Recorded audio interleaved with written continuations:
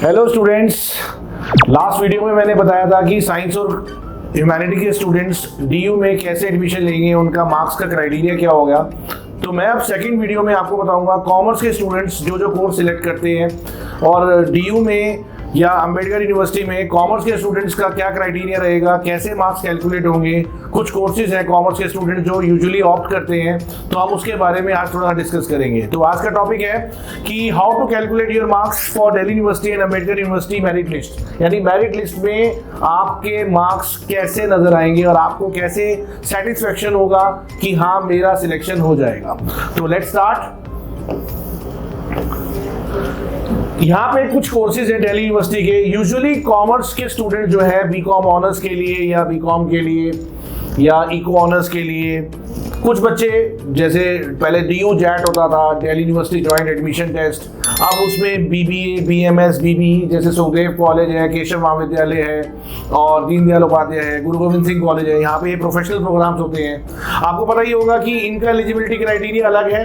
जैसे BCom honours का अलग है, इको ऑनर्स का अलग है, इसमें मैथ्स जरूरी है। बीकॉम ऑनर्स के लिए इस साल जो डीयू ने चेंजेस किए थे, अकाउंट्स के मार्क्स को भी वो कंसीडर कर सकते हैं। यानी जिस बच्चे का मान लो सीयूईटी का स्कोर जो नॉर्मलाइज स्कोर है, अगर वो अकाउंट्स का ज्यादा है और मैथ्स का कम है तो वो मैथ्स को भी कंसीडर, अकाउंट्स को भी कंसीडर कर सकता है, मैथ्स को कंसीडर ना करे। लेकिन इको ऑनर्स के लिए और बीबीए, बीएमएस या बीबीई के लिए मैथ्स कंपलसरी है।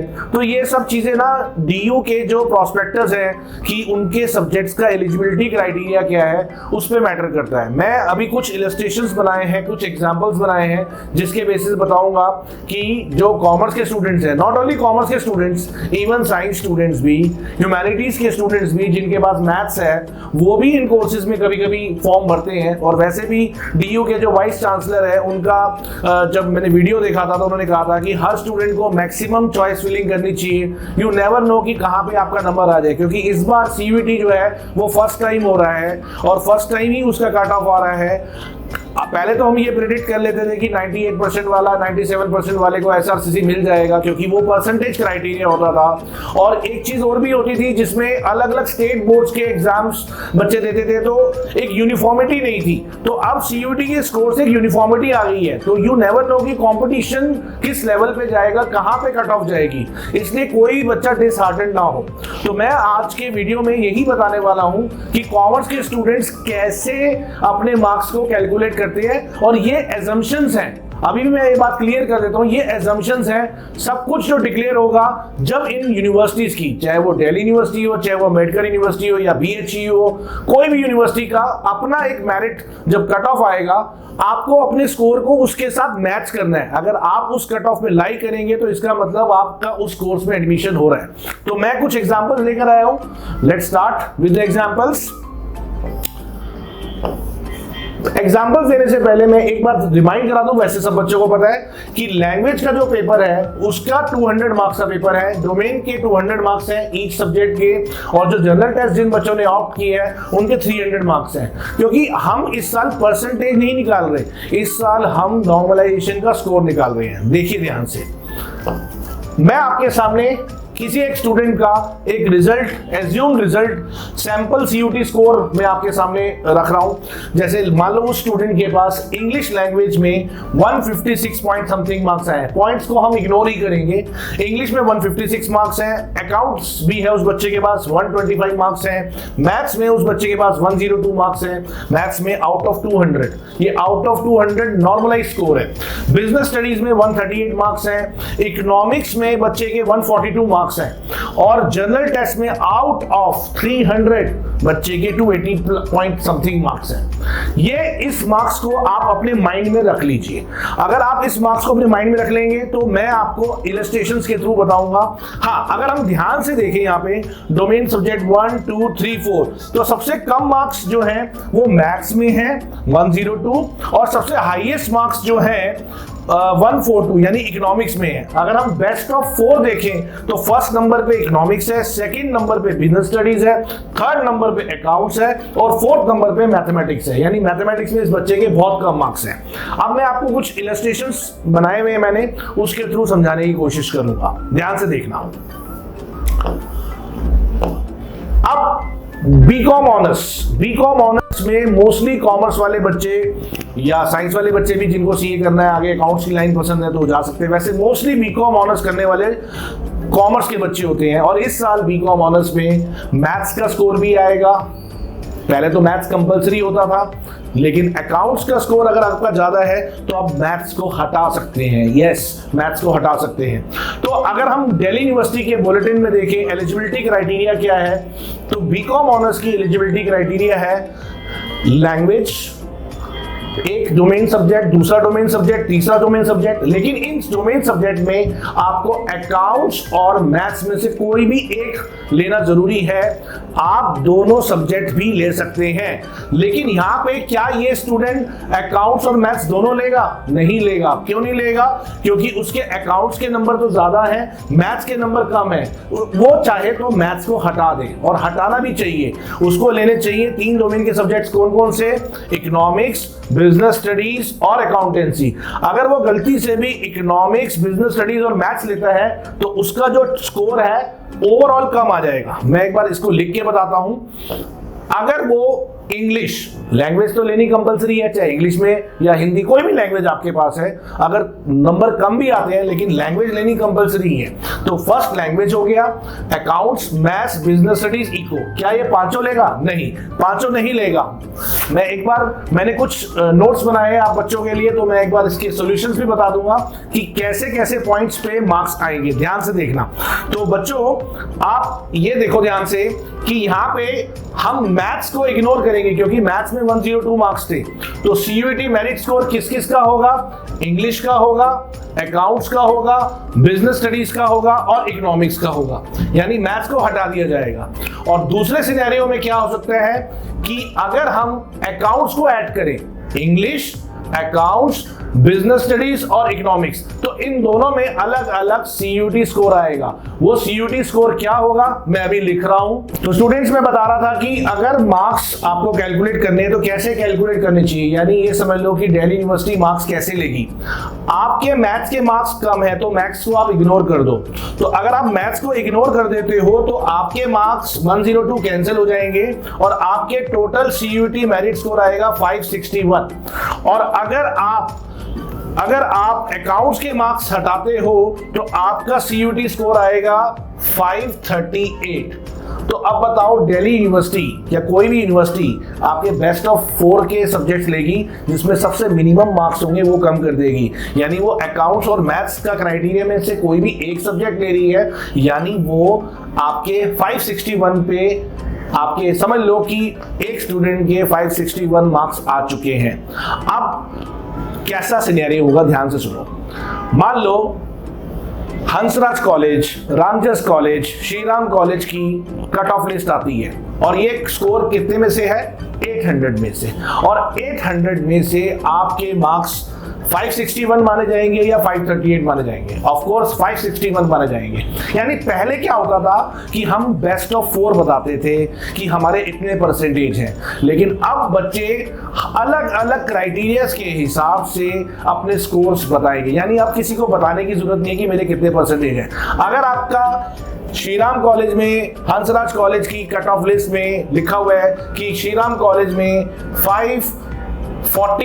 540 प्लस से अबव बच्चों को हम एडमिशन दे देंगे, तो 561 जो है 540 प्लस पे लाई करते हैं, यानी आपका एसआरसीसी में नंबर आ जाएगा। अब कई बच्चे ये सोच रहे होंगे कि सर आप मजाक कर रहे हो, 800 में से 540 मार्क्स वाले का एसआरसीसी में कहाँ होगा? क्योंकि आपके माइंड में पिछले सालों की ना एक परसेंटेज घूम रही है कि अगर हम परसेंटेज निकालें 540 और आउट ऑफ 800, ये तो बहुत ही कम स्कोर है। तो मुझे नहीं लगता कि ये इससे हमारे को टॉप कॉलेज मिल जाएगा।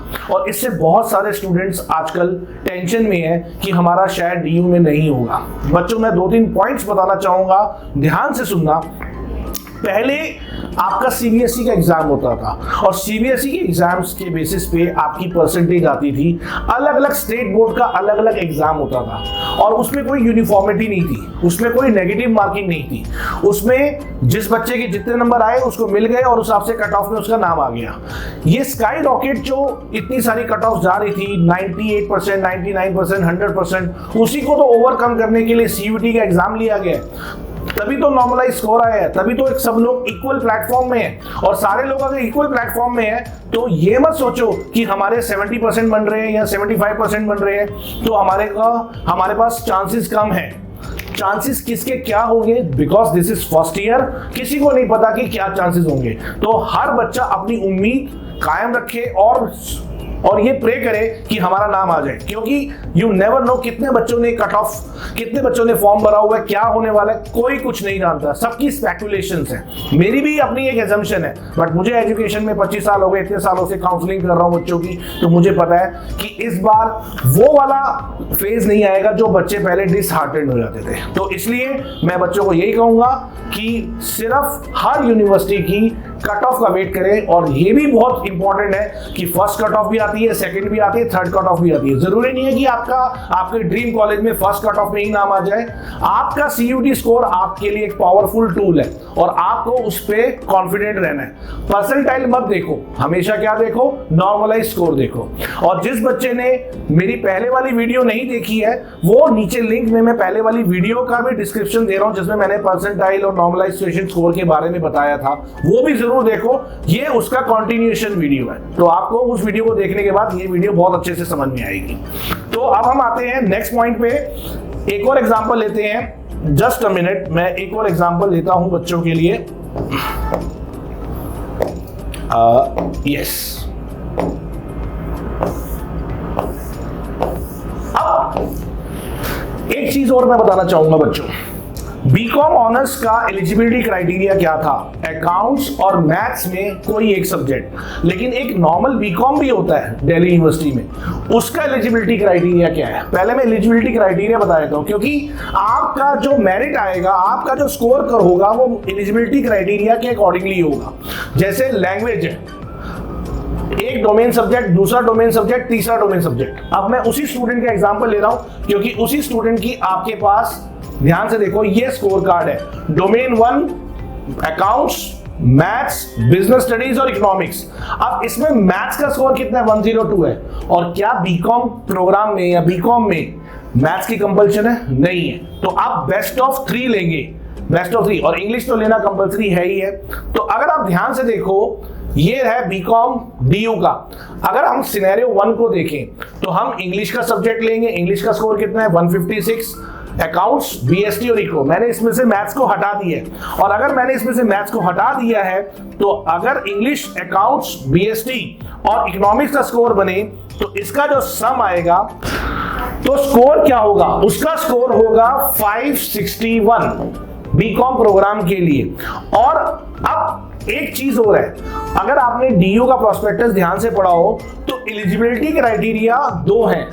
कई बच्चे ऐसे हैं जिन्होंने सिर्फ डोमेन का सब्जेक्ट और इंग्लिश लैंग्वेज ही अटेम्प्ट किया है, लेकिन कई बच्चों ने जनरल टेस्ट भी अटेम्प्ट किया है। जैसे इस बच्चे का एग्जांपल जो लिया मैंने, इसने जनरल टेस्ट भी अटेम्प्ट किया है। तो अगर हम दूसरा एलिजिबिलिटी क्राइटेरिया देखें कि लैंग्वेज और एक डोमेन का सब्जेक्ट, कोई भी एक डोमेन का सब्जेक्ट और जनरल टेस्ट हो, तो इसका स्कोर क्या होगा? इंग्लिश का स्कोर है 156 पॉइंट समथिंग, पॉइंट को मैंने पहले कहा था इग्नोर करेंगे। इकोनॉमिक्स का मैंने आपको बताया था हाईएस्ट स्कोर है, तो इकोनॉमिक्स का मैंने ले लिया 142 और जनरल टेस्ट में इसका स्कोर है 280। ये सेकंड एलिजिबिलिटी क्राइटेरिया है और सेकंड एलिजिबिलिटी क्राइटेरिया के बेस पे इसका कट ऑफ कितना आ रहा है? 578। अब तुम्हारे माइंड में ये होगा कि 561 और 578 में ज्यादा स्कोर क्या है? 578। अब यहां पे भी एक सोचने वाली बात यह है कि यहां पे इंग्लिश लैंग्वेज के 200 मार्क्स है, 200 200 200, यानी आउट ऑफ 800 561 मार्क्स है। और इसमें इंग्लिश का 200, इकोनॉमिक्स का 200 और जीटी का 300, यानी आउट ऑफ 700 जो है वो 578 मार्क्स है। यानी अब आपको लग रहा होगा कि हमारा ये वाला बेटर स्कोर है, टोटल वाइज भी और आउट ऑफ 700 वाइज भी, क्योंकि आपके दिमाग में पुराना जो कैलकुलेशन है वो परसेंटेज घूम रहा हो जो आपने फर्स्ट टू 12th तक हमेशा कैलकुलेट किया है। लेकिन आपको डीयू की जब कट ऑफ लिस्ट आएगी तो इस क्राइटेरिया के हिसाब से अलग आएगी और इस क्राइटेरिया के हिसाब से अलग आएगी। जब आएगी तो आपको भी पता लग जाएगी और मेरे को भी पता लग जाएगी। और अगर मुझे लगेगा कि मैंने अपनी वीडियो में कुछ एजम्पशंस वाली चीजें दी है तो मैं अपनी करेक्ट वीडियो भी बना दूंगा। तो आप समझ गए, आपको सिर्फ और सिर्फ किसी की बात में विश्वास नहीं करना, आपको सिर्फ डीयू की वेबसाइट के ऊपर ही रिलाई करना है और डीयू की कट ऑफ को अपने स्कोर के साथ कंपेयर करना है। तो ये किसका केस था बच्चों? बीकॉम पास का। अब मैंने बताया था कि जो कॉमर्स वाले बच्चे हैं इधर बीकॉम ऑनर्स या बीकॉम प्रोग्राम इस पे जाते हैं। अब एक कोर्स और बताता हूं मैं जिससे आपको क्लियर हो जाएगा, ध्यान से देखना। इको ऑनर्स बहुत ही सिंपल है। इको ऑनर्स फटाफट करेंगे। इको ऑनर्स में अगर ये बच्चा जाएगा तो इको ऑनर्स में क्या होगा? इको ऑनर्स में मैथ्स कंपलसरी है। ऑल्दो इसका अकाउंट्स में नंबर ज्यादा है, मैथ्स में नंबर कम है। क्योंकि इको ऑनर्स में मैथ्स कंपलसरी है तो इसको मैथ्स का स्कोर 102 लेना पड़ेगा, चाहे इसमें स्कोर कम है। तो इको ऑनर्स के हिसाब से इसका जो स्कोर होगा वो 538 होगा। कितना होगा? 538। और आपको इको ऑनर्स की अगर कट ऑफ देखनी है, हिंदू कॉलेज की देखनी है, रामजस की देखनी है, अगर उसमें 538 में आपका फर्स्ट लिस्ट में, सेकंड लिस्ट में, थर्ड लिस्ट में जब लिस्ट आएगी तब आपको क्लियर हो जाएगा कि मेरा स्कोर उस लिस्ट में लाई कर रहा है या नहीं लाई कर रहा। ये लास्ट में पता लगेगा जब लिस्ट आएगी। लिस्ट का वेट करो, तब तक शांत रहो। नेक्स्ट एक और बताता हूं, ये सबसे इंपॉर्टेंट है और ये लास्ट है ऑलमोस्ट। ठीक है, वीडियो थोड़ा लंबा हो रहा है लेकिन मैं कोशिश करूंगा कि इस वीडियो के थ्रू आपको बिल्कुल एंजाइटी खत्म हो जाए और सिर्फ आप गॉड पे विश्वास रखो, भगवान पे विश्वास रखो और कहो कि हमारा कहीं ना कहीं अच्छी जगह पे नाम आ जाए। तो अब अगर जो बच्चे बीएमएस में या बीबीई या बीबीए में प्रोफेशनल प्रोग्राम्स में जा रहे हैं तो उनके लिए एलिजिबिलिटी क्राइटेरिया इंपॉर्टेंट है। Eligibility criteria language, maths, domain में मैथ्स, लैंग्वेज और जनरल टेस्ट, यानी आउट ऑफ 200 प्लस 200 प्लस 300 यानी 700 सीयूटी का स्कोर इस बच्चे का क्या होगा जो मैंने एज्यूम किया है। इंग्लिश में 156 मार्क्स, मैथ्स में 102 मार्क्स, जीटी में 280 मार्क्स। तो जीटी में 280 मार्क्स के हिसाब से इसका स्कोर आया 538। क्या स्कोर आया? 538। तो आपने देखना कि 538 आउट ऑफ 700 अगर सुखदेव कॉलेज की केशव महाविद्यालय की कट ऑफ लिस्ट में 538 से लेकर 610 तक के बच्चों को फर्स्ट लिस्ट में कॉल किया गया है तो इसका मतलब आप उसमें थ्रू हो गए। तो अल्टीमेटली हर कॉलेज के रिजल्ट अभी डिक्लेयर होने बाकी हैं। अभी आपके पास सीयूटी का रिजल्ट आया, ये आपका कॉलेज का रिजल्ट नहीं है, मैं बार बार यही कह रहा हूं। नेक्स्ट अब हम बात करते हैं एक और यूनिवर्सिटी की, भीमराव अंबेडकर यूनिवर्सिटी की। तो भीमराव अंबेडकर यूनिवर्सिटी में सिर्फ जनरल टेस्ट होगा। इसमें ना तो लैंग्वेज है बीबीए के लिए और ना ही इसके अंदर कोई डोमेन है, सिर्फ जनरल टेस्ट है। और इस बच्चे के जनरल टेस्ट में तो 280 मार्क्स है आउट ऑफ 300। तो इसका मतलब इसके चांसेस अब बहुत ब्राइट है कि इसका भीमराव अंबेडकर यूनिवर्सिटी में नाम आ जाए। और आपको पता ही होना चाहिए कि अगर आप दिल्ली के स्टूडेंट हो तो आपका 85% कोटा है भीमराव अंबेडकर यूनिवर्सिटी में। तो मैंने इस वीडियो के थ्रू आपको काफी सारी चीजें क्लैरिफाई करने की कोशिश की है। फिर भी अगर आपका कोई डाउट है तो आप नीचे कमेंट में मुझसे क्वेरी पूछ सकते हो, मैं उसको रिप्लाई जरूर करूंगा। और एक चीज और क्लियर कर दूंगा कि आप आगे जो मेरी सीयूटी को लेके जब कॉलेज की कट ऑफ आएंगी फर्स्ट, सेकंड, थर्ड, तो उससे रिलेटेड बहुत सारे डाउट्स होंगे। तो अगर आप इस YouTube चैनल को, जो टीचवेल का YouTube चैनल है, उसको लाइक करोगे और सब्सक्राइब करोगे, अपने फ्रेंड्स के साथ शेयर करोगे और अगर आपके कोई डाउट्स है तो कमेंट करोगे तो मुझे एप्रिसिएशन मिलेगा। और इसी के साथ ये वीडियो क्लोज होती है।